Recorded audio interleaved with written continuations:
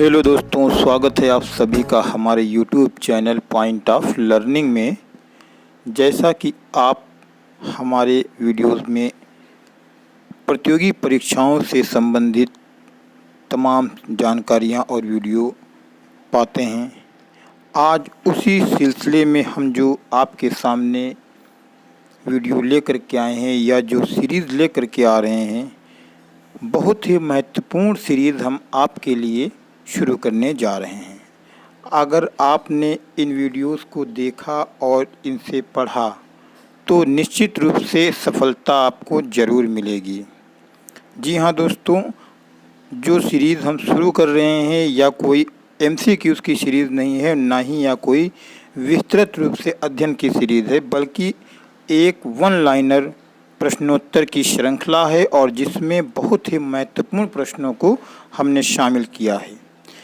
इसमें हम प्राचीन इतिहास और मध्यकालीन इतिहास और आधुनिक कालीन इतिहास को 3 भागों में अलग अलग डिवाइड करके चैप्टर वाइज उनका अध्ययन करने के लिए आपके सामने ये सारे वीडियो हम लेकर के आएंगे। तो जिसमें जैसा कि आप देख सकते हैं कि ये जो हमारा आज का वीडियो है, पहला वीडियो है इस सीरीज़ का, और इसके बाद में यानी कि प्राचीन कालीन इतिहास से संबंधित चैप्टर वाइज सभी वीडियोस होंगे। उसके बाद मध्यकालीन इतिहास से संबंधित चैप्टर वाइज और फिर आधुनिक इतिहास से संबंधित चैप्टर वाइज सारे वीडियोस होंगे। और इतने महत्वपूर्ण प्रश्नोत्तर हैं जो कि प्रतियोगी परीक्षाओं में एक बार नहीं बल्कि बार बार पूछे जाते हैं। अगर आप TGT की तैयारी कर रहे हैं, PGT की तैयारी कर रहे हैं, LT ग्रेड की तैयारी कर रहे हैं, लेक्चर की तैयारी कर रहे हैं, या फिर UPSC की तैयारी कर रहे हैं, या फिर UP टेट CTET या छोटे एग्ज़ाम पेट वगैरह की तैयारी कर रहे हैं जिनमें इतिहास और राजनीति शास्त्र, अर्थशास्त्र, भारतीय संविधान, इनसे संबंधित सामान्य ज्ञान वाले प्रश्न पूछाते हैं, इन सब से जुड़े हुए महत्वपूर्ण प्रश्नों को लेकर के हम आपके सामने अपने चैनल के माध्यम से आते रहते हैं, आते रहेंगे। लेकिन जो ये हमारा हिस्सा से शुरू हो रहा है, ये है भारतीय इतिहास का। यानी कि अगर आप भारतीय इतिहास के विद्यार्थी हैं तो मैं आपसे चाहूँगा कि आप हमारी वीडियो ज़रूर देखें। थोड़ा सा समय आज के इस वीडियो में हमने आपका लिया क्योंकि आज हम नई श्रृंखला शुरू कर रहे हैं। बार बार हम ये चीज़ अपने वीडियोज़ में नहीं बताएंगे, लेकिन अगर आपने हमारा ये वीडियो देखा शुरू से तो आप हमारे सारे वीडियो देखेंगे, हमें यकीन है, और आप निश्चित रूप से सफल होंगे। तो बिना किसी देरी के शुरू करते हैं हम आज का अपना ये सिलसिला, अपना आज का ये अध्याय, जिसमें कि पहला चैप्टर हमारा है हड़प्पा या सिंधु घाटी सभ्यता से संबंधित। और अगर आप हमारे चैनल पर पहली बार आए हैं या फिर नए हैं तो आपसे एक विनती है कि हमारे चैनल पॉइंट ऑफ लर्निंग को सब्सक्राइब कर दें और वीडियो को लाइक कर दें तथा साथ ही साथ बेल आइकन ज़रूर दबा दें, जिससे आने वाली सभी वीडियो की नोटिफिकेशन भी आप तक पहुंचती रहें। वीडियो अगर अच्छी लगे तो आप इसमें कमेंट भी करें और अपने दोस्तों में भी इसको शेयर करें, जिससे उन्हें भी इसका फ़ायदा मिल सके। तो दोस्तों, ये पहला चैप्टर आपके सामने आप देख सकते हैं कि जो कि पहला प्रश्न भी आपके सामने है और चैप्टर का नाम है हड़प्पा या फिर सिंधु घाटी सभ्यता। बताते चलें कि यह हड़प्पा सभ्यता भारत की प्राचीनतम सभ्यताओं में से एक है।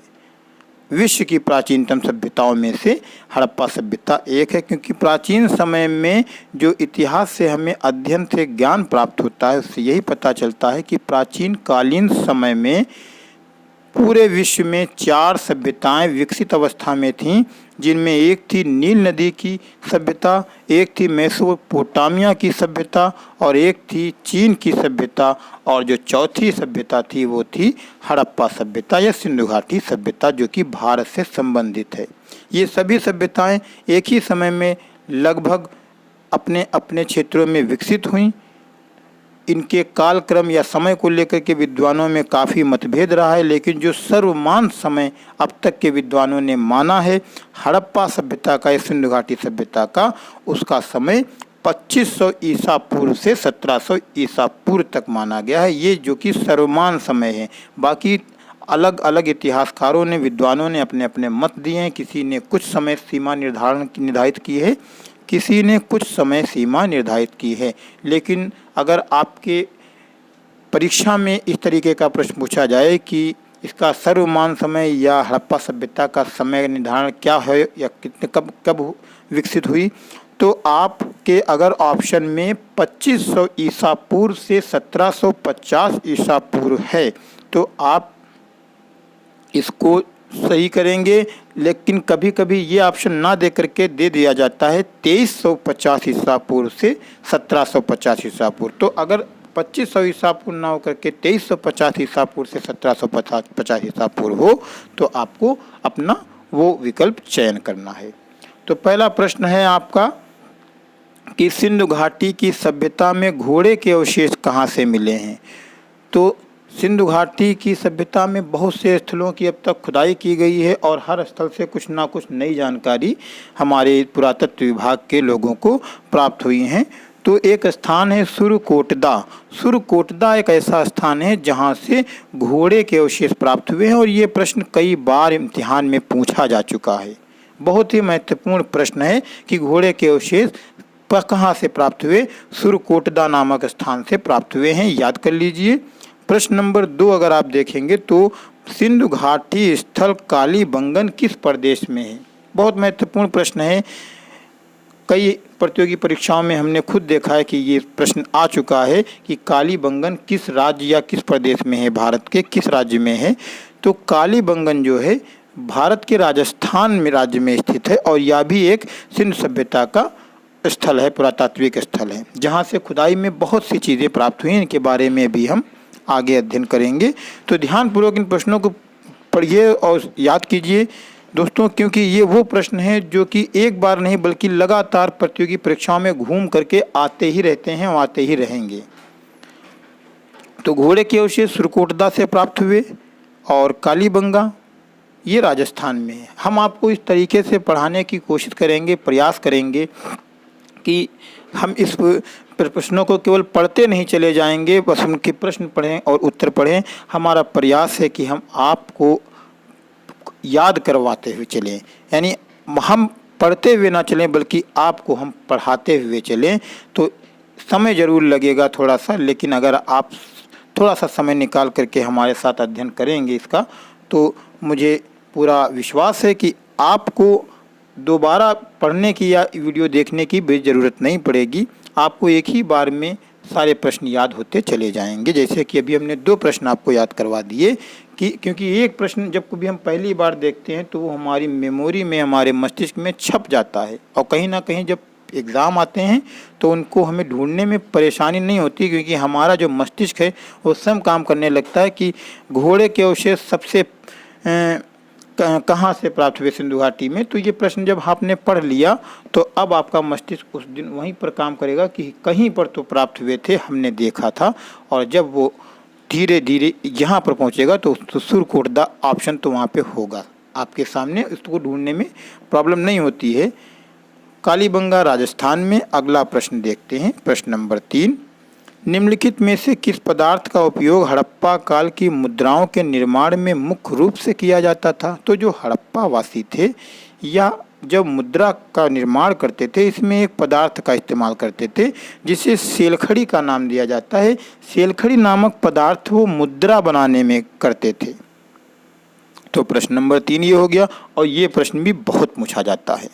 अगला प्रश्न देखते हैं, हड़प्पा सभ्यता किस युग की थी। तो हड़प्पा सभ्यता युग का मतलब ये है क्योंकि लौह युग की थी, ताम्र युग की थी, पाषाण युग की थी। तो हड़प्पा सभ्यता को जो युग पूछा जाता है धातु के रूप मामले में, तो हड़प्पा सभ्यता को कांस्य युगीन सभ्यता कहा जाता है क्योंकि हड़प्पा वासी कांसे का प्रयोग करने में बहुत आगे थे। तो इस तरीके से प्रश्न नंबर 4 का जो जवाब होता है कि हड़प्पा सभ्यता कांस्य युगीन सभ्यता थी, क्योंकि ये भी पूछा था कि हड़प्पा सभ्यता को क्या कांस्य युगीन सभ्यता भी कहा जाता है। तो कांस्य युगीन भी आप याद रखिएगा, कांसे का युग भी कहा जाता है। सिंधु घाटी सभ्यता के लोगों का मुख्य व्यवसाय क्या था, काम क्या करते थे सिंधु घाटी सभ्यता के लोग। तो सिंधु घाटी सभ्यता एक विकसित सभ्यता थी। यहाँ के लोगों का जो कार्य था तो पशुपालन और कृषि तो था ही, लेकिन जो इनका मुख्य व्यवसाय था, प्रमुख रूप से जिस पर वो लोग अब अपना यह ध्यान केंद्रित करते थे, तो उनका जो मुख्य व्यवसाय था वो व्यापार था, यानी वो बिजनेस करते थे। सिंधु घाटी के लोग बिजनेस करते थे, व्यापार करते थे। तो इस तरीके से इसका उत्तर व्यापार। अगर हम अगले प्रश्न की तरफ बढ़ें तो अब देखेंगे सिंधु सभ्यता के घर किससे बनाए जाते थे। तो घर या तो इंसान लकड़ी से बनाता है, पत्थर से बनाता है, मिट्टी से बनाता है।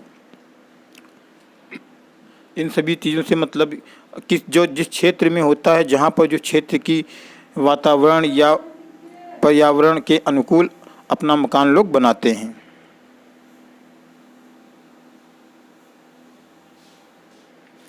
तो सिंधु सभ्यता के घर जो बनाए जाते थे वो ईंटों से बनाए जाते थे, क्योंकि कई स्थानों की खुदाई से ईंटें प्राप्त हुई हैं और जिससे ये पता चला कि सिंधु सभ्यता के जो घर हैं वो ईंटों से बनाए जाते थे, क्योंकि ईंटों से बनी कई इमारतें भी सिंधु सभ्यता की खुदाई में, उत्खनन में प्राप्त हुई। अगला प्रश्न देखते हैं कि सिंधु सभ्यता का सर्वाधिक उपयुक्त नाम क्या है। तो चूंकि उसको हड़प्पा सभ्यता, सिंधु सभ्यता, सिंधु घाटी सभ्यता, कई नामों से उसको पुकारा जाता है सिंधु सभ्यता को, लेकिन इनमें भी तो सबसे उपयुक्त नाम पूछा जाता है कि सबसे उपयुक्त इसे फिलहाल कौन सा नाम दिया जा सकता है। तो सिंधु सभ्यता का जो उपयुक्त नाम है वो हड़प्पा सभ्यता है। हड़प्पा सभ्यता के नाम से ही इसको जाना जाता है। ये क्यों जाना जाता है, तो जब सबसे पहले जो खुदाई हुई हड़प्पा सभ्यता की वो हड़प्पा नामक नगर में हुई, तो उससे हड़प्पा नामक नगर में पहली खुदाई हुई और उसी से संबंधित इसका नाम हड़प्पा सभ्यता पड़ गया। हड़प्पा जो नगर है या हड़प्पा जो स्थान है आधुनिक पाकिस्तान में है, जबकि जब इसकी खुदाई हुई तब यह भारत का हिस्सा हुआ करता था। अगला प्रश्न देखते हैं कि हड़प्पा के लोगों की सामाजिक पद्धति कैसी थी, सामाजिक प्रणाली कैसी थी, इनका समाज किस तरीके का था। तो उनका समाज उचित समतावादी था, यानी बहुत समानता थी समाज में, कोई भेदभाव नहीं था। अगला प्रश्न है सैंधव सभ्यता की ईंटों का अलंकरण किस स्थान से मिलता है। यानी ईंटें जो थीं बड़ी सुंदर होती थीं, अलंकृत होते हुआ करती थीं। तो जो ईंटें अलंकरण प्राप्त हुआ है, ईंटों का अलंकरण यानी ईंटें, सुंदर ईंटें जो प्राप्त हुई हैं वो कहाँ से प्राप्त हुई हैं। अभी आपको पहला जो प्रश्न ऊपर आया कि इनके जो मकान होते थे वो किस चीज़ से बने होते थे, वो तो बने होते थे ईंटों से। इसका मतलब था कि ईंटें प्रयोग हुई। यहाँ पर साफ साफ पूछ ही लिया गया कि ईंट मिली तो मिली कहाँ से अलंकरण युक्त। तो कालीबंगा से ईंटों का अलंकरण प्राप्त हुआ है, और कालीबंगा कहाँ है, राजस्थान में, जैसा कि अभी हमने आपको ऊपर बताया। प्रश्न नंबर 10 देखते हैं। सिंधु सभ्यता में वृहत स्नानागार पाया गया है। वृहत स्नानागार, वृहत का मतलब होता है विशाल काय, बहुत बड़ा। स्नानागार का मतलब होता है एक ऐसा स्थान जहाँ के ऊपर लोग स्नान करते हैं, नहाते हैं। तो सिंधु सभ्यता में एक बहुत बड़ा स्नानागार पाया गया है। वो कहाँ पाया गया है, तो सिंधु सभ्यता का एक बहुत ही प्रसिद्ध स्थल है जहाँ बहुत सी चीज़ें प्राप्त हुई हैं, जिससे सिंधु सभ्यता के बारे में हमें महत्वपूर्ण जानकारी प्राप्त होती है। और वो स्थान है मोहनजोदड़ो। मोहनजोदड़ो एक ऐसा स्थान है जहाँ के ऊपर वृहत स्नानागार पाया गया है, और इस समय मोहनजोदड़ो आधुनिक पाकिस्तान में है। तो जो स्नानागार है इसको देखने से, खुदाई में प्राप्त होने के बाद ऐसा पता चला कि जब कोई विशेष अवसर या विशेष त्यौहार या विशेष उत्सव के मौक़ों के ऊपर यहाँ पे लोग स्नान करने आते होंगे। अगला प्रश्न देखते हैं कि सिंधु सभ्यता की मुद्रा में किस देवता के समान चित्रांकन मिलता है। यानी सिंधु सभ्यता में जो मुद्राएं, जिनको भी आपने पढ़ा कि सेलखड़ी से बनाई जाती थी, इनमें कौन से देवता के समान चित्र मिलता है। यानी किस देवता का चित्र मिलता है। इनकी मुद्रा में भी किसी देवता को अंकित किया गया था, तो किसके समान लगता था। वो जो चित्र समान माना गया है वो आदि शिव के समान माना गया है। अगला प्रश्न है सिंधु घाटी सभ्यता जानी जाती है किस लिए। यानी उसकी विशेषता, प्रमुख विशेषता क्या है, किस लिए वो इतनी फेमस है? तो सिंधु घाटी सभ्यता जो है अपने नगर नियोजन के लिए बहुत मशहूर है, प्रसिद्ध है और नगर नियोजन के जानी जाती है, क्योंकि सिंधु सभ्यता या सिंधु घाटी सभ्यता के जो नगर थे बहुत विकसित तो थे ही, बहुत ही एक योजनाबद्ध तरीके से बसाए गए थे। आड़े बेड़े टेढ़े बेड़े ना ही मकान होते थे, ना ही गलियां और नालियां होती थीं। इसीलिए यह बहुत प्रसिद्ध सभ्यता है अपनी नगर नियोजन के लिए। प्रश्न नंबर 13 के देखते हैं कि भारत में खोजा गया सबसे पहला पुराना शहर कौन सा था? तो जैसा कि अभी बताया कि हड़प्पा जो था ये सबसे पहला शहर था जहाँ पे सिंधु सभ्यता की खुदाई हुई, और इसीलिए इसका जो उपयुक्त नाम या नाम रखा गया, पहला नाम वो हड़प्पा सभ्यता रखा गया, क्योंकि जहाँ पर किसी की कोई पहली खुदाई इतिहास संबंधित की जाती है तो उस जगह से ही संबंधित उसको जाना जाता है। तो पहला जो शहर था, पुराना शहर था जो खोजा गया वो हड़प्पा था, ये भी ध्यान रखिएगा। भारत में चांदी की उपलब्धता के प्राचीनतम साक्ष्य कहाँ से मिलते हैं? चांदी थी, इसके साक्ष्य कहाँ से मिलते हैं? तो हड़प्पा संस्कृति से मिलते हैं। हड़प्पा इसका मतलब ये हुआ कि हड़प्पा संस्कृति, हड़प्पा सभ्यता के लोग चांदी से भी परिचित थे, चांदी का प्रयोग वो लोग करते थे। सवाल नंबर 15 है, मांडा किस नदी के किनारे स्थित है? तो मांडा भी एक स्थान है, और ये प्रश्न तो पूछा जाता है, बल्कि जो ये जोड़े मिलाओ या सही ऑप्शन चुनिए इस तरीके से आते हैं कथन एक दूसरे से संबंधित, तो उसमें नदी और शहरों के नाम पूछ लिए जाते हैं। तो बहुत प्रसिद्ध नदी भी है, प्रसिद्ध शहर भी है सिंधु सभ्यता का कि मांडा किस नदी के किनारे स्थित है? मांडा चिनाब नदी के किनारे स्थित है। ध्यानपूर्वक याद रखिएगा, मांडा जो है चिनाब नदी के किनारे स्थित है। हड़प्पा में एक उन्नत जल प्रबंधन प्रणाली का पता चलता है, यानी जल को निकालने की जो व्यवस्था थी बड़ी उन्नत तरीके से की गई थी, बड़ी विकसित तरीके से की गई थी। तो ये जो जल निकासी की एक विकसित व्यवस्था देखने को मिलती है, ये किस शहर में मिलती है? हड़प्पा कालीन सभ्यता में। तो ये जो है आपका धौलावीरा एक स्थान है। धौलावीरा में जल प्रबंधन प्रणाली का पता चलता है, जो कि बहुत ही उन्नत प्रणाली थी। नालियों की व्यवस्था बड़ी अच्छे ढंग से बनाई गई थी। धौलावीरा आप याद रखिएगा। 17वें प्रश्न की तरफ बढ़ते हैं। हड़प्पा के मिट्टी के बर्तनों पर सामान्यतः किस रंग का उपयोग किया गया?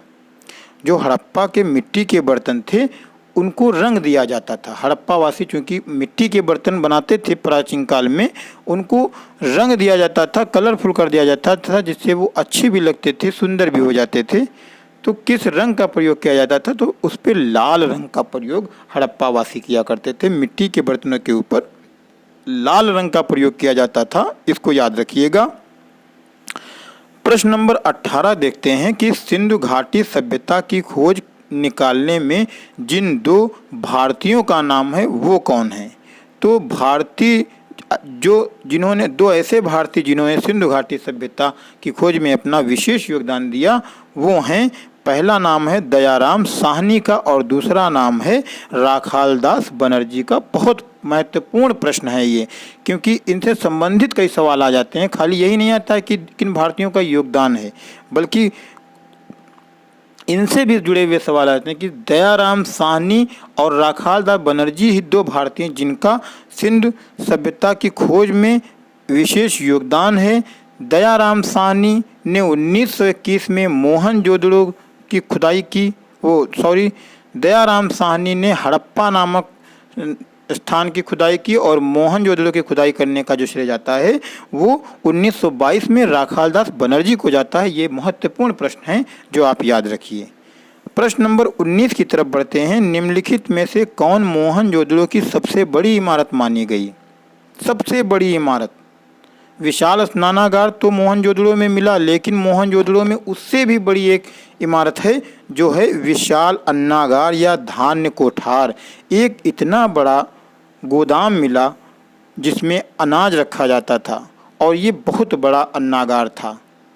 तो ये सिंधु सभ्यता की बल्कि हड़प्पा सभ्यता का सबसे बड़ा स्थान माना गया है।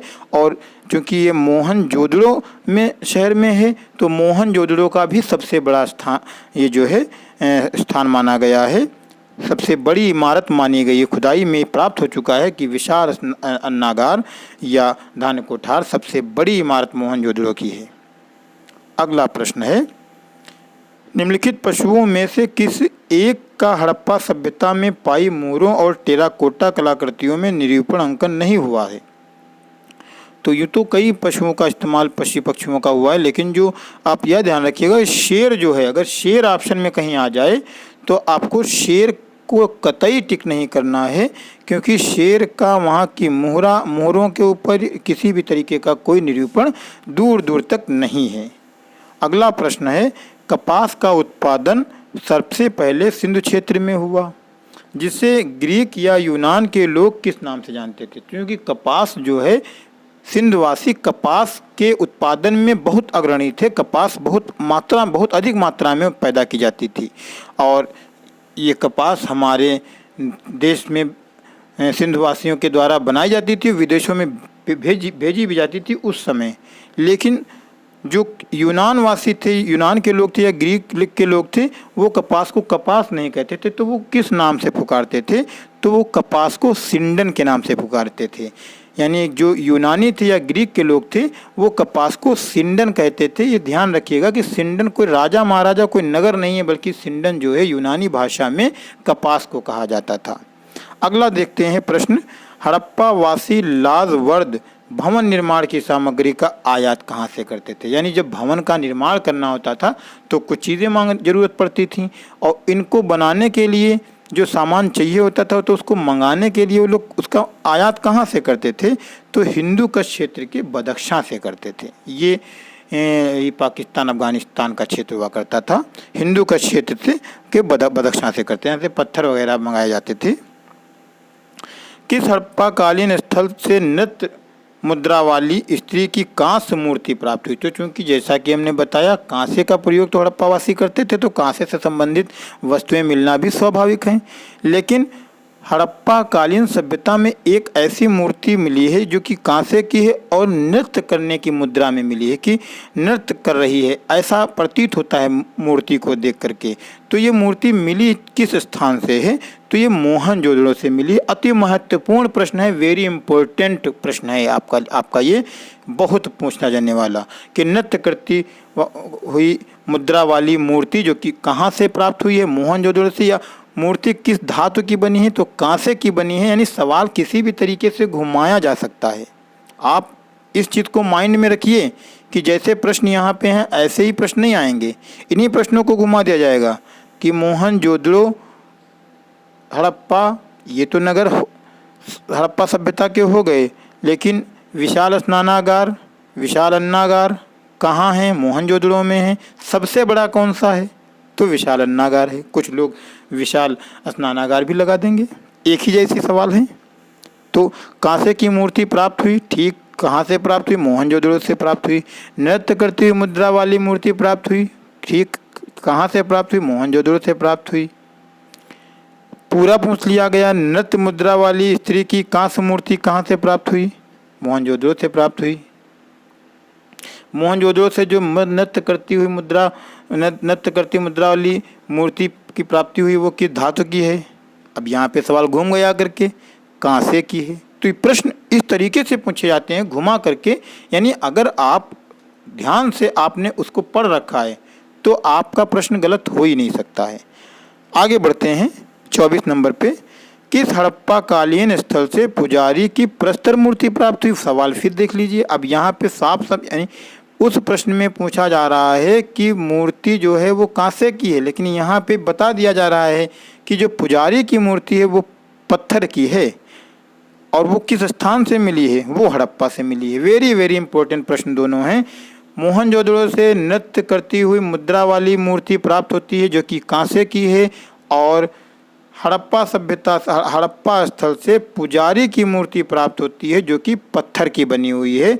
बहुत ही महत्वपूर्ण प्रश्न। जैसा कि दोस्तों हमने आप सभी को बताया कि हम आपको पढ़ाने नहीं आए हैं, बल्कि हम इनको हम प्रश्नों को पढ़ेंगे नहीं, बल्कि हम आपको पढ़ाने आए हैं। आप हमारे साथ पढ़िए। हम आपसे थोड़ा सा समय चाहेंगे सिर्फ, और अगर आप थोड़ी सी मेहनत करेंगे तो आप एक ही वीडियो में इतनी सारी चीज़ें सीख जाएंगे ध्यानपूर्वक, अगर आप हमारे साथ पढ़ेंगे। क्योंकि आपको दोबारा, जैसे हम रहता है, दोबारा ना वीडियो देखने की ज़रूरत है, और जब आप पुस्तक कभी उठा करके पढ़ेंगे, क्योंकि पुस्तकों का दौर क्या बताया जाए कि लोग अब पुस्तकों से पढ़ना ही नहीं चाहते हैं, जिसके हिसाब से वक्त चल रहा है। तो आपको बहुत महत्वपूर्ण प्रश्नों का अध्ययन धीरे धीरे करा देंगे। एक दो नहीं बल्कि हजारों प्रश्न हम आपके तैयार करवा देंगे। आने वाली जो टीजीटी पीजीटी की भर्तियां हैं, अगर आप उसकी तैयारी कर रहे हैं तो बिल्कुल आपको यहाँ से प्रश्न मिलेंगे। तो अगला प्रश्न देखते हैं, प्रश्न नंबर 25 आपका। स्वतंत्रता योत्तर भारत में सबसे अधिक संख्या में हड़प्पा युगीन स्थलों की खोज किस प्रांत में हुई? यानी भारत में जो ये हड़प्पा की खुदाई का सिलसिला शुरू हुआ, ये 1921 में शुरू हुआ सर जॉन मार्शल के उसमें, और राखाल क्या कहते हैं, दयाराम साहनी ने हड़प्पा सभ्यता की खुदाई करवाई। उसके ठीक एक साल के बाद 1922 में इनके द्वारा, राखाल दास बनर्जी के द्वारा मोहनजोदड़ो की खोज की गई। तो 1921-22 में इसकी शुरुआत हुई। वक्त बीतता गया, भारत आज़ाद हुआ 1947 में, 15 अगस्त 1947 में भारत को आज़ादी मिली। लेकिन जो आज़ादी मिली और उसी के साथ भारत के दो टुकड़े हुए, पाकिस्तान अलग बना और भारत का हिस्सा पाकिस्तान जो हिस्सा था, बहुत बड़ा हिस्सा, वो पाकिस्तान में चला गया। और जब पाकिस्तान का निर्माण हुआ तो उसमें हड़प्पा सभ्यता का भी बहुत बड़ा हिस्सा पाकिस्तान में ही चला गया, कुछ हिस्सा भारत में बचा। तो हड़प्पा सभ्यता का जो हड़प्पा नगर था वो भी पाकिस्तान में, मोहनजोदड़ो भी पाकिस्तान में, और कई नगर भी पाकिस्तान में चले गए। लेकिन जो हड़प्पा सभ्यता की खुदाई का सिलसिला था वो भारत सरकार ने नहीं रोका। स्वतंत्रता के बाद भी भारत सरकार हड़प्पा सभ्यता के स्थलों के खुदाई करती रही। पुरातत्व विभाग इस काम पर लगा रहा और तमाम प्राचीन काल इतिहास से संबंधित जानकारी इकट्ठा होती रही।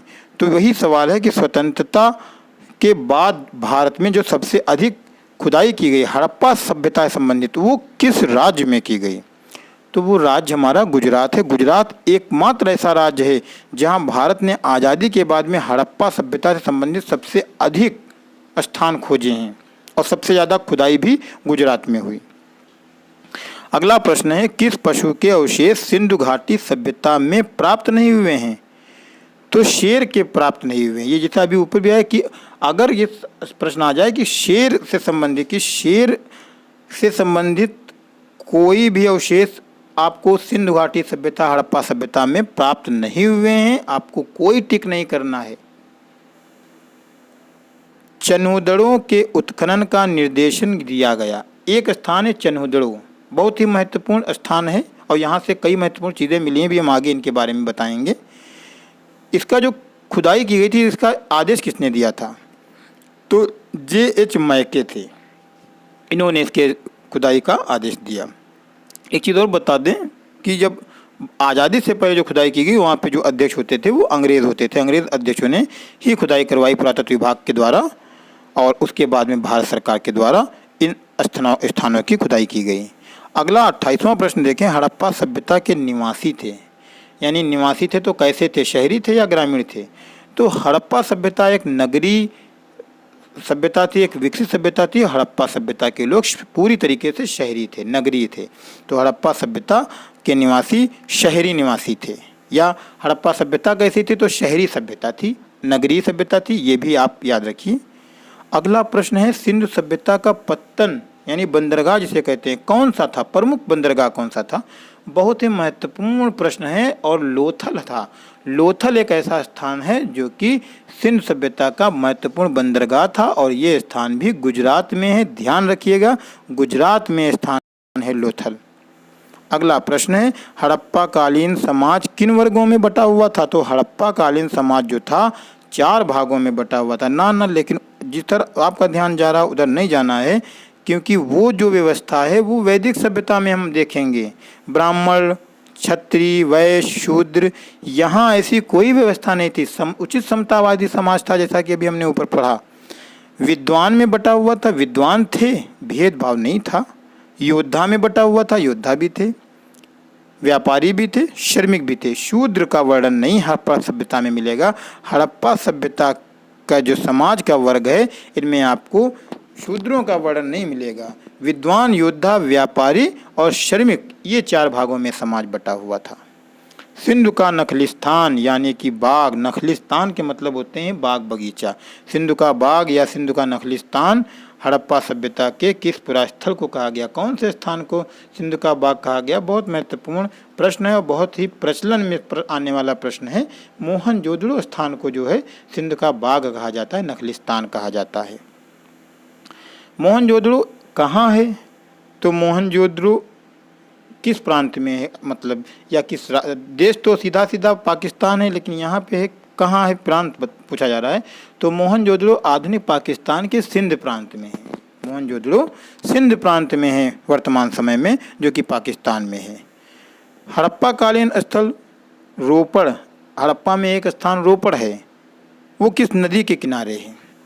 तो हड़प्पा जो है का जो स्थान जो रोपड़ है, यानी रोपड़ जो स्थान है वो सतलुज नदी के किनारे पर है। अब यहीं पर है मांडा चिनाब नदी के किनारे, ऊपर आपने पढ़ा, लेकिन रोपड़ सतलुज नदी के किनारे। जो स्थान नदियों के किनारे हैं इनको आप जरूर याद कर लीजिए, क्योंकि इनसे संबंधित एक ही प्रश्न ऐसा पूछा जाता है कि एक तरफ स्थान होते हैं, दूसरी तरफ नदियाँ होती हैं, और सीधे मिलान को दे दिया जाता है, नीचे उनके ऑप्शन दे दिए जाते हैं कि ए का पहला, बी का तीसरा, सी का चौथा। तो ये जरूर आप याद रखिएगा कि कौन से नगर किस नदी के किनारे हैं। बहुत महत्वपूर्ण प्रश्न है, हो सकता है प्रश्न आपको आपके परीक्षाओं में मिल जाए। जैसा कि अभी तक हमने देखा कि मांडा चिनाब नदी के किनारे है और सतलुज नदी के किनारे रोपड़ है। अभी आगे भी हो सकता है सवाल हमारे आते रहें। हड़प्पा एवं मोहनजोदड़ो के पुरातात्विक खुदाई के प्रभारी थे सर जॉन मार्शल। जैसा भी हमने ऊपर बताया कि सर जॉन मार्शल जो थे ये इसके प्रभारी थे, और सबसे पहले 1921 में हड़प्पा की खुदाई की, वो आपके दयाराम साहनी के द्वारा की गई, और 1922 में खुदाई राखालदास बनर्जी के द्वारा की गई। हड़प्पा सभ्यता की पहले हड़प्पा नगर की और बाद में मोहनजोदड़ो की, और इसके जो प्रभारी थे वो सर जॉन मार्शल थे। सवाल नंबर 35 देखें तो सिंधु घाटी सभ्यता के लिए मेसोपोटामिया रिकार्डोन में निम्नलिखित में से किस शब्द का प्रयोग किया गया? तो मेलुहा नामक शब्द का प्रयोग किया गया है। सिंधु घाटी सभ्यता के लिए मेसोपोटामिया रिकार्डोन में जो प्रयोग किया गया वो मेलुहा का प्रयोग किया गया है। अगला प्रश्न है हड़प्पावासी किस वस्तु के उत्पादन में सर्वप्रथम थे? तो ये हम ऊपर ही बता चुके हैं, कपास का उत्पादन करने में हड़प्पा के लोग अग्रणी थे, और यूनान के लोग कपास को क्या कहते थे? सिंडन कहते थे। मैं आपको इस तरीके से बताने की कोशिश कर रहा हूँ कि आपको हर चीज़ याद हो जाए, रिवीजन आपका साथ ही साथ चल रहा है। अगला प्रश्न, हड़प्पा सभ्यता के बारे में कौन सी उक्ति सही है? तो चूँकि उक्ति का मतलब तमाम सी बातें होती हैं सही और गलत, लेकिन इसी उक्ति को याद करना है। बहुविकल्पी में जब अगर ऐसा सवाल आता है तो 3 ऑप्शन हमारे गलत ही होंगे, वो भी इस तरीके जुड़े हुए होंगे। उन्होंने पशुपति का सम्मान करना आरंभ कर दिया था। ये प्रश्न आता है, बहुत आता है कि निम्नलिखित में से कौन सा विकल्प सही है या कौन सा कथन सही है? तो 3 कथन वहाँ पे आपको मिलेंगे जो गलत होंगे, एक प्रश्न सही होगा। उन्होंने पशुपति का सम्मान करना आरंभ कर दिया था, ये प्रश्न आपका एक लाइन में आ गया, लेकिन वहीं पर ये 4 ऑप्शन में भी हो सकता है। अगला प्रश्न है हड़प्पा सभ्यता के महत्वपूर्ण क्षेत्र का आकार किस प्रकार का था? बहुत महत्वपूर्ण प्रश्न है, बहुत आसान जवाब है। हड़प्पा सभ्यता जो विकसित थी उसका जो आकार था वो त्रिभुजाकार था, ना कि वृत्ताकार, ना कि आयताकार, ना कि पंचमभुज, ना कि षटभुज, ना कि वर्गाकार। सीधे सीधे वो त्रिभुज बनाती हुई चलती है, जो कि राजस्थान, अफगानिस्तान से, पाकिस्तान से होते हुए हमारे भारत, उत्तर प्रदेश तक, राजस्थान तक फैली हुई थी। अगला प्रश्न है हड़प्पा सभ्यता के अंतर्गत हल से जोते गए खेत का साग कहाँ से मिलता है? वेरी इंपॉर्टेंट प्रश्न है, बहुत महत्वपूर्ण, बहुत अति महत्वपूर्ण प्रश्न कि हल से जोते गए खेत के सबूत कहाँ से मिले हैं? कालीबंगा से प्राप्त हुए हैं, और कालीबंगा राजस्थान में है। बहुत महत्वपूर्ण प्रश्न है। हड़प्पा सभ्यता का प्रचलित नाम, तो उपयुक्त नाम सिंधु सभ्यता का हड़प्पा सभ्यता। प्रश्न में फर्क देखिएगा, आप ध्यान दीजिएगा क्योंकि ऑप्शन सभी मिलेंगे। हड़प्पा सभ्यता का प्रचलित नाम वो है सिंधु घाटी की सभ्यता। जैसा कि हम आपको पढ़ा भी रहे हैं तो हम सबसे ज़्यादा जो, अगर आपने ध्यान दिया होगा तो हम सिंधु घाटी सभ्यता का ही बार बार वर्णन करते हैं, अपने में इसमें इस्तेमाल कर रहे हैं। हम हड़प्पा सभ्यता कम यूज़ कर रहे हैं। सिंधु घाटी सभ्यता का उपयुक्त नाम, सबसे उपयुक्त नाम अगर रखा जाए तो क्या हो सकता है? हड़प्पा सभ्यता हो सकता है। लेकिन हड़प्पा सभ्यता का प्रचलित नाम वो सिंधु घाटी सभ्यता है। जब प्रचलन में चल रहा है बहुत ज़्यादा, वो सिंधु घाटी सभ्यता के नाम से जाना जाता है, यानी सबसे ज़्यादा इसको सिंधु घाटी सभ्यता के नाम से जानते हैं। लेकिन उपयुक्त नाम की बात की जाएगी तो हड़प्पा सभ्यता हम कहेंगे, क्योंकि ये सारे जवाब आपके ऑप्शन में होंगे, वहाँ पर आप कंफ्यूज हो सकते हैं। तो प्रश्न को ध्यानपूर्वक देखिएगा, उत्तर बाद में चयन कीजिएगा। चलिए अगला प्रश्न देखते हैं। सैंधव स्थलों के उत्खनन में प्राप्त मोहरों पर किस पशु का सर्वाधिक उत्कीर्ण हुआ है? वो पशु कौन सा है जिसका उत्कीर्ण यानी जिसको सबसे ज़्यादा वहाँ की जो है मोहरों पर दर्शाया गया है?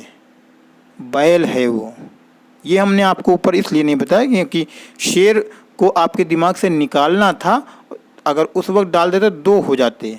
शेर निकल चुका है कि शेर तो कहीं दूर दूर तक सिंधु घाटी सभ्यता हड़प्पा सभ्यता में नहीं है, लेकिन बैल इतना अधिक मात्रा में है कि मुद्राओं के ऊपर सबसे ज़्यादा अगर किसी पशु का उत्कीर्ण किया गया है, उसको अंकित किया गया है तो वो बैल है। सबसे अधिक जिसका अंकन देखेंगे आप तो बैल है। ऑप्शन याद रखिएगा। सिंधु सभ्यता का कौन सा स्थान भारत में स्थित है? तो यहाँ पे सीधे सीधे लोथल दे दिया। हालांकि जो कालीबंगा है ये भी भारत में है, कई सारे स्थान हैं, दायमाबाद वगैरह हैं, लेकिन ये चूँकि बहुविकल्पी के हिसाब से दिया गया है तो लोथल जो है भारत में, गुजरात में है। रंगपुर, जहाँ हड़प्पा की समकालीन सभ्यता थी, यानी हड़प्पा सभ्यता तो नहीं थी लेकिन हड़प्पा के समकालीन, हड़प्पा के जैसी एक सभ्यता विकसित थी रंगपुर में। तो रंगपुर में, लेकिन इसको हड़प्पा सभ्यताकालीन सभ्यता से ही, सिंधु सभ्यता से ही जोड़ करके देखा जाता है, और रंगपुर में भी कई चीज़ें प्राप्त हुई हैं। तो रंगपुर ठीक है कहाँ? सौराष्ट्र में। सौराष्ट्र लगभग गुजरात महाराष्ट्र का हिस्सा थोड़ा सा, तो ये रंगपुर भी देखा जाए तो भारत में। अगला, निम्नलिखित में से किस पशु की आकृत जो मोहर पर मिली है जिससे ज्ञात होता है कि सिंधु घाटी एवं मेसोपोटामिया की सभ्यताओं के मध्य व्यापारिक संबंध थे? यानी कौन सा पशु है जिसकी आकृत मोहर पर मिली है? तो अभी ऊपर ही हमने पढ़ा कि सर्वाधिक जो सबसे ज़्यादा जो पशु मोहरों पर अंकित किया गया वो तो बैल है। यहाँ पे इन्होंने पूछा कि कौन से पशु की आकृत मोहर पर मिली है, और जिससे ये पता चलता है कि सिंधु घाटी के लोग और मेसोपोटामिया के लोग आपस में व्यापार करते थे, उनके व्यापारिक संबंध थे। तो चूंकि बैल ही हो सकता है, बैल को सबसे ज़्यादा दर्शाया गया है, बैल। हड़प्पा कालीन लोगों ने नगरों में घरों के विन्यास के लिए कौन सी पद्धति अपनाई थी? यानी जो घरों को बनाया गया था, निर्माण किया गया था, इनके निर्माण में कौन सी प्रणाली को अपनाया? तो उन्होंने ग्रिड प्रणाली अपनाई थी। ग्रिड प्रणाली होती है, और ग्रिड प्रणाली क्या होती है हम आपको बता दें। एक ऐसी प्रणाली कि जब मकान बनाए जाएंगे तो सब लाइन से पंक्ति में बनाए जाएंगे, गलियां सीधी बनाई जाएंगी जो एक दूसरे को समकोण पर काटेंगी, यानी समकोण के ऊपर सड़कें बना दी जाएंगी, चौकोर चौकोर हिस्से निकाल के उसमें सबके चौकोर चौकोर मकान बनते चले जाएंगे। इसे ग्रिड प्रणाली कहते हैं, ग्रिड पद्धति कहते हैं। अगला प्रश्न, निम्नलिखित में से किस हड़प्पा कालीन स्थल से युगल शवाधान का साक्ष्य मिला है? तो प्रश्न, अगर कोई शब्दों के अर्थ को नहीं जानता है तो उसके लिए अगर पहली बार जो प्रश्न देखा गया उसके सर के ऊपर से निकल जाएगा। कुछ प्रश्न ऐसे भी आते हैं, ये सिर के ऊपर से निकल जाएगा। हड़प्पा कालीन स्थल से युगल शवाधान का साक्ष्य मिला। जवाब तो आप देख लेंगे, लोथल।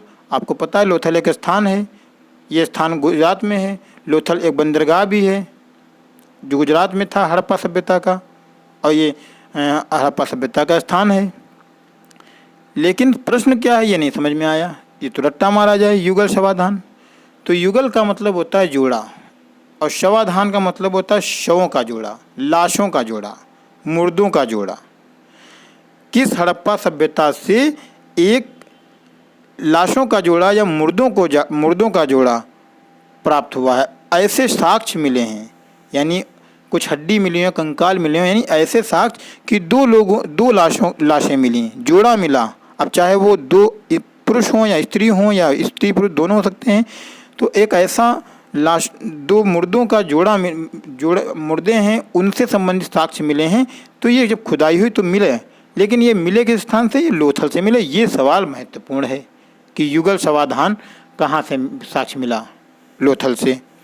हड़प्पा के काल का तांबे का रंग रथ किस स्थान से प्राप्त हुआ? बहुत महत्वपूर्ण प्रश्न। दायमाबाद से प्राप्त हुआ। तांबे का जो रथ प्राप्त हुआ है दायमाबाद से प्राप्त हुआ है। बहुत बार पूछा जाने वाला प्रश्न है कि तांबे का रथ कहाँ से प्राप्त हुआ? दायमाबाद। दायमाबाद याद रखिएगा आप। अफगानिस्तान स्थित सिंधु सभ्यता का स्थल कौन सा है? ए और बी दोनों, सॉरी, तो यहाँ के ऊपर ये थोड़ा गलत प्रिंट है, इसको हम आगे पढ़ेंगे, बताएंगे फिर आपको। किस सिंधुकालीन स्थल से एक ईंट पर बिल्ली का पीछा करते हुए कुत्ते के पंजे के निशान मिले हैं? एक ईंट है और उस ईंट के ऊपर बिल्ली का एक पीछा करता हुआ कुत्ता दिखाया गया, यानी बिल्ली आगे आगे है, कुत्ता पीछे पीछे है। इस तरीके से उनके पंजे के निशान बने, यानी उसी से पता चला है कि ईंट के ऊपर आगे बिल्ली के पंजे, पीछे कुत्ते के पंजे हैं और वो एक दूसरे का पीछा कर रहे हैं। तो ये ईंट कहाँ से मिली है? सिंधुकालीन स्थल से एक ईंट मिली और उस ईंट पर हमको जो देखने में मिल रहा है कि उस पर पंजे बने हुए हैं पशुओं के। आगे के जो पशु के पंजे हैं वो बिल्ली के हैं, पीछे के जो पशुओं के पंजे हैं वो कुत्ते के हैं। ऐसा संभव था जैसे कि मान लीजिए ईंट बनाई जा रही थी, जिस वक्त निर्माण हो रहा था भीगी मिट्टी से, ताज़ी मिट्टी से जो नम होती है, उस समय मान लेते हैं कि बिल्ली को चूंकि देख करके कुत्ता उसको पकड़ने की कोशिश करता है, कुत्ता बिल्ली को पकड़ता पीछा करता है, ये एक आम बात है।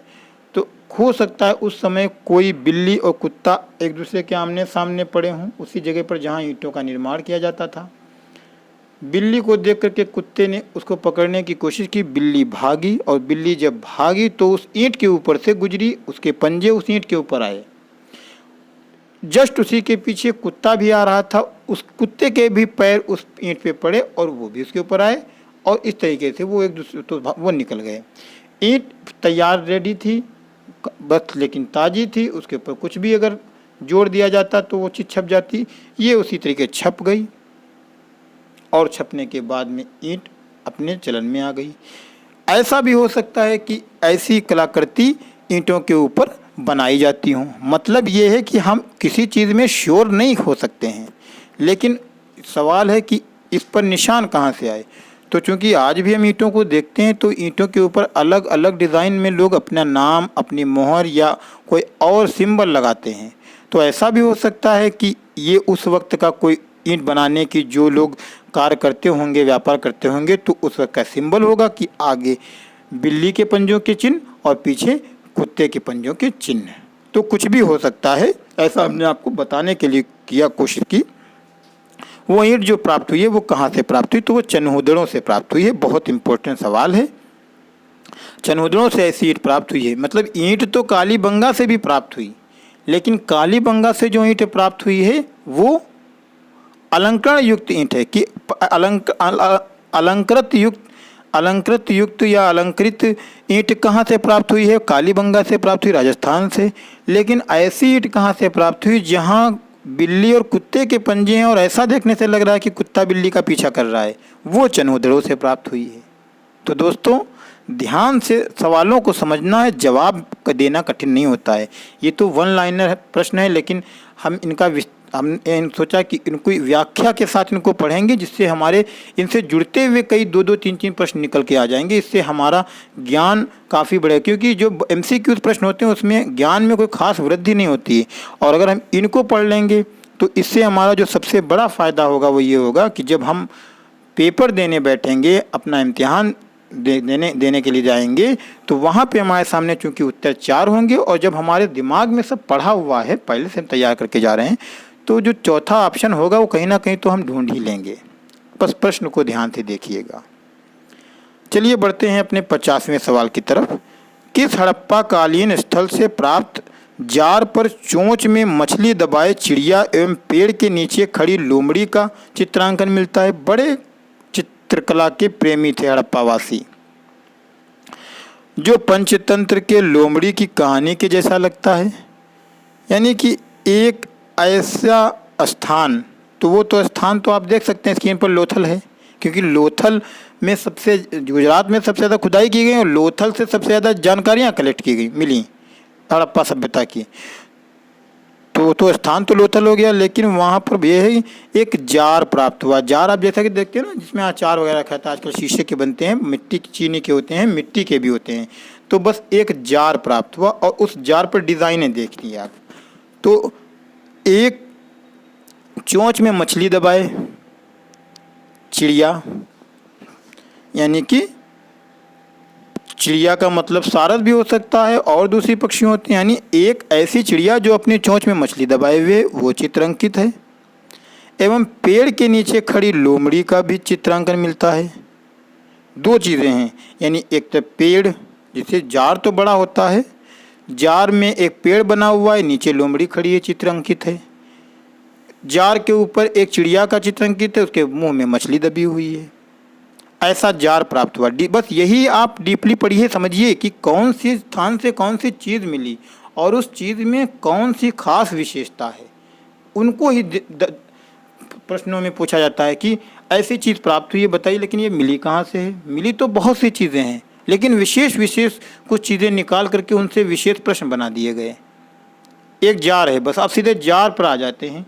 तो जो जार है, जार मिला कहाँ से, बहुत सी जगहों से मिले होंगे, हो सकता है यहाँ से भी मिले, लेकिन यहाँ पर इस जार को उन्होंने विशेष कहाँ से कर दिया कि इस जार के ऊपर चित्रांकन मिलता है। चित्र का एक बना हुआ, एक चिड़िया है, मुंह में मछली दबी हुई है, लोमड़ी है जो कि पेड़ के नीचे खड़ी हुई है। ये बताइए जार कहाँ से प्राप्त हुआ? लोथल से प्राप्त हुआ। लोथल है कहाँ? लोथल जो है गुजरात में है। और ये चित्र यहाँ भी दिखाया गया कि इस चित्र देखने में ऐसा लगता है जैसे कि आपके पंचतंत्र की कहानी में लोमड़ी की कहानी जैसे, लोमड़ी के जैसा। तो पंचतंत्र की कथाएं तो काफ़ी बाद में आई, गौतम बुद्ध से संबंधित लगभग उसमें चीज़ों के, कथाओं का वर्णन किया गया है। और गौतम बुद्ध तो बहुत बाद में हड़प्पा सभ्यता के काफ़ी समय बाद हुए हैं। चलिए आगे बढ़ते हैं। खैर, निम्नलिखित में से कौन सी फसल हड़प्पा कालीन लोगों का मुख्य खाद्यान्न नहीं था? तो ये बहुत महत्वपूर्ण सवाल है। हड़प्पा सभ्यता के लोग किन चीज़ों से परिचित नहीं थे वो हम अभी आपको बताते हैं। जो मेन हैं, चावल से हड़प्पा सभ्यता के लोग अपरिचित थे, यानी कि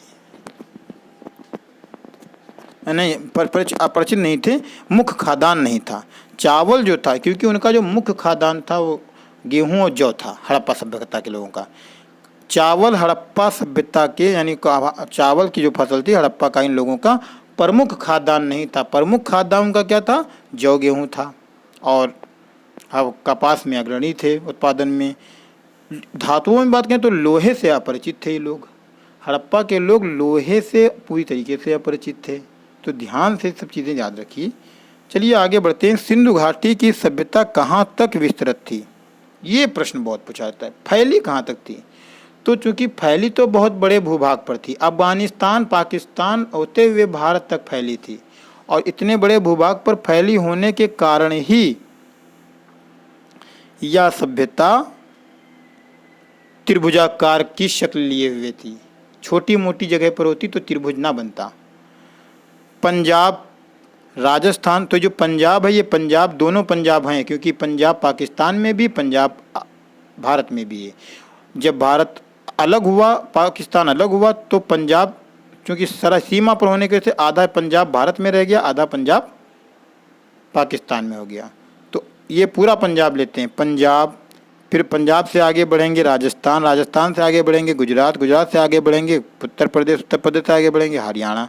ये तो हो गए भारत के हिस्से। अब फिर उधर पहुंच जाते हैं पश्चिम भारत की तरफ, तो वहाँ पे अब जाएंगे तो सिंध और बलूचिस्तान। तो सिंध का मतलब जो पाकिस्तान का पूरा हड़प्पा का एरिया है, मोहनजोदड़ो, ये सब सिंध सभ्यता, यही मुख्य एरिया था, ये सिंध हो गया। और सिंध पूरा क्रॉस करेंगे तो बलूचिस्तान, ये हम सीधे पहुँच गए अफगानिस्तान तक। तो ये त्रिभुज बनता है। अगला प्रश्न है, निम्नलिखित विद्वानों में से हड़प्पा सभ्यता का सर्वप्रथम खोजकर्ता कौन था? तो जैसा कि बताया गया कि सर जॉन मार्शल प्रभारी थे और दयाराम साहनी जो थे इनके खोजकर्ता थे, जिन्होंने 1921 में सबसे पहले हड़प्पा नामक स्थल की खुदाई करवाई। प्रश्न 54 देखते हैं। पैमानों की खोज ने ये सिद्ध कर दिया है कि सिंधु घाटी के लोग माप और तौल से परिचित थे। ये खोज कहाँ पर हुई? तो चूंकि पैमाने पाए गए, यानी नाप तौल से संबंधित जब साक्ष्य मिलने लगे, तो अगर नाप तौल से संबंधित कोई चीज़ हमको प्राप्त हो रही है, इसका मतलब उसका प्रयोग होता होगा, और प्रयोग जो करने वाले लोग होंगे तो उससे परिचित होंगे। तो जो पैमाने की खोज हुई, नाप तोल से संबंधित चीज़ें मिली, तो ये इस बात को तो पक्का कर दिया गया, ये बात तो तय हो गई कि जो सिंधु सभ्यता के लोग थे, सिंधु घाटी सभ्यता के जो लोग थे, वो माप और तौल से परिचित थे, यानी माप और तौल का प्रयोग करते थे। ये खोज कहाँ पर की गई? लोथल में हुई। तराजू तक मिले हैं, बाँट तक मिले हैं सिंधु सभ्यता की खुदाई में। तो ऐसे ही नहीं कोई चीज़ बताई जाती है। लोथल वो स्थान है जहाँ पे ये जानकारी हमें प्राप्त होती है कि पैमाने सिंधु सभ्यता के लोग माप तौल से परिचित थे। अगला प्रश्न है, हड़प्पा सभ्यता की खोज किस वर्ष हुई? तो ये हम कई बार अभी ऊपर से बता के आए। 1921 ईस्वी में हड़प्पा सभ्यता की खोज की गई। 1922 ईस्वी में मोहनजोदड़ो की खोज की गई। 1921 में दयाराम साहनी ने हड़प्पा सभ्यता की खुदाई करवाई। 1922 में राखालदास बनर्जी ने मोहनजोदड़ो की खुदाई करवाई। और इन दोनों स्थलों की खुदाई करवाने वाले जो अंग्रेज प्रभारी थे वो सर जॉन मार्शल थे, जिनके नेतृत्व में, अंडर में ये खुदाई करवाई गई। जानकारी लगभग आपके लिए सही। आगे बढ़ते हैं। प्रश्न नंबर 56, निम्नलिखित में से कौन सा हड़प्पा कालीन स्थल गुजरात में था? तो लोथल बहुत प्रसिद्ध और फेमस है, कालीबंगा प्रसिद्ध और फेमस है। कालीबंगा राजस्थान में, लोथल आपका गुजरात में। बाकी और जो हैं वो हम और प्रांतों के बारे में भी विस्तृत अध्ययन, जब भी इतिहास का अभी हम एक विस्तृत अध्ययन, तो हमने जैसा पिछले वीडियो में अपने जो हमारी MCQ से चल रही थी वहाँ पर भी बताया था, यहाँ पर भी जब हम इतिहास का विस्तृत अध्ययन शुरू करेंगे वहाँ पे आपको हम एक एक चीज़ बताते हुए चलेंगे। तो लोथल स्थान जो था वो हड़प्पा कालीन स्थल का गुजरात में मौजूद है। मोहनजोदड़ो को किस और नाम से भी जाना जाता है? ये बहुत महत्वपूर्ण सवाल है। शायद हमें, अगर आप पुराने पेपर उठा करके देखेंगे तो आपको मिलेगा, एक बार नहीं, न जाने बहुतों बार ये प्रश्न आ चुका है। कहीं पूछ लिया जाता है कि मोहनजोदड़ो का शाब्दिक अर्थ क्या है, कहीं पूछ लिया जाता है किसी और मोहनजोदड़ो को किसी और अन्य नाम से जाना जाता है कि और इसे क्या कहते हैं। तो मोहनजोदड़ो का जो अर्थ होता है वो होता है मृतकों का टीला। वेरी इंपॉर्टेंट क्वेश्चन, महत्वपूर्ण प्रश्न आपके लिए। मोहनजोदड़ो का जो अर्थ है वो होता है मृतकों का टीला। मोहनजोदड़ो का शाब्दिक अर्थ है वो भी होता है मृतकों का टीला। अंग्रेजी में बात करेंगे तो कहेंगे माउंड ऑफ डेड। डेड मृतक, माउंड टीला। ठीक है, आगे बढ़ते हैं। सिंधु सभ्यता के बारे में कौन सा कथन गलत है? तो 4 ऑप्शन आपके सामने होंगे, 3 सही हो जाएंगे। जैसा कि अभी हमने बताया, सिंधु के लोग लोहे के बारे में जानकारी नहीं रखते थे, वही यहाँ पे प्रश्न दिया गया है। लोग लोहे से अपरिचित थे। सिंधु घाटी सभ्यता के लोग लोहे से अपरिचित थे। सिंधु सभ्यता के लोग लोहे से अपरिचित थे। उत्तर सही है। अगला प्रश्न है, सिंधु सभ्यता निम्नलिखित में से किस युग में पड़ती है? आद्य ऐतिहासिक काल में पड़ती है, ऐतिहासिक काल में नहीं पड़ती है, प्राग ऐतिहासिक काल में नहीं पड़ती है, आद्य ऐतिहासिक काल में पड़ती है। सिंधु सभ्यता जो है ऐतिहासिक दृष्टि के, जो इतिहास के काल जब रखेंगे, जब देखिए धातुओं के युग की बात आएगी तो कांस्य युगीन हो जाएगी, लेकिन जब इतिहास के युग की बात होगी तो आद्य ऐतिहासिक काल में पड़ती। यानी सिंधु सभ्यता की जो बहुत सी चीज़ें आज भी प्राप्त हुई हैं उन्हें पढ़ा नहीं जा सका है, आद्य ऐतिहासिक काल में पड़ती है। अगला प्रश्न है प्रश्न नंबर 60, सिंधु घाटी सभ्यता की विकसित अवस्था निम्नलिखित में से किस स्थल से घरों में कुओं के अवशेष मिले हैं? तो वो मोहनजोदड़ो नगर है। मोहनजोदड़ो एक ऐसा नगर है जहाँ के घरों में कुएं प्राप्त हुए हैं, यानी हर घर में कुएं प्राप्त हुए हैं। इससे ये पता चलता है कि सिंधु सभ्यता बहुत विकसित सभ्यता थी। अगला प्रश्न है, सिंधु घाटी के लोग विश्वास करते थे तो मातृ शक्ति में विश्वास करते थे, बहुत दृढ़ विश्वास था उनका मातृ शक्ति में। ये सारे सवाल आपके जो आएंगे बहुविकल्पी में आएंगे, बस आप जवाब को अपने मस्तिष्क में रख लीजिए। अब हम प्रश्न नंबर 62 की तरफ बढ़ते हैं। लगभग हमारा चैप्टर भी खत्म होने वाला है, बस 2-4 सवाल और। निम्नलिखित में कौन सा सिंधु स्थल समुद्र तट पर स्थित नहीं था? तो जो कोट दीजी है, बस इसको आप रख लीजिए, कोट दीजी स्थल ऐसा स्थल है जो कि समुद्र तट पर स्थित नहीं था। और जो यहाँ पे बाकी 3 ऑप्शन आपको दिए जाएंगे वो सभी नदियों के किनारे वाले होंगे। अगला प्रश्न है, हड़प्पावासी किस धातु से परिचित नहीं थे? लोहे से परिचित नहीं थे। कॉमन सवाल, हमने ऊपर आपको कई बार बताया, लोहे के बारे में उन्हें कोई जानकारी नहीं थी। जबकि कांसे का प्रयोग बहुत मात्रा में करते थे, कांसे का तो निर्माण करते थे हड़प्पावासी, इसीलिए उस सभ्यता को कांस्य युगीन सभ्यता का नाम तक दे दिया गया। लौह युगीन सभ्यता बाद में आएगी। आपको पता है एक सभ्यता और है जिसे लौह युगीन भी कहा जाता है। अगला प्रश्न, कौन कौन से नगर सिंधु सभ्यता के बंदरगाह नगर थे? तो लोथल जरूर दिया होगा, बाकी आप सब देख सकते हैं। मोहनजोदड़ो से प्राप्त पशुपति शिव, आद्य शिव मोहर में किन किन जानवरों का अंकन हुआ? बैल। हड़प्पा स्थलों से अभी तक किस धातु की प्राप्त नहीं हुई? लोहे की प्राप्त नहीं हुई। हड़प्पा सभ्यता की खुदाई हुई, बहुत से स्थलों की खुदाई हुई, पाकिस्तान हो चाहे भारत हो। 1922-21 से लेके अब तक पूरे 100 साल गुजर चुके हैं, लेकिन अभी तक लोहे का एक भी साक्ष्य हड़प्पा सभ्यता से प्राप्त नहीं हुआ है।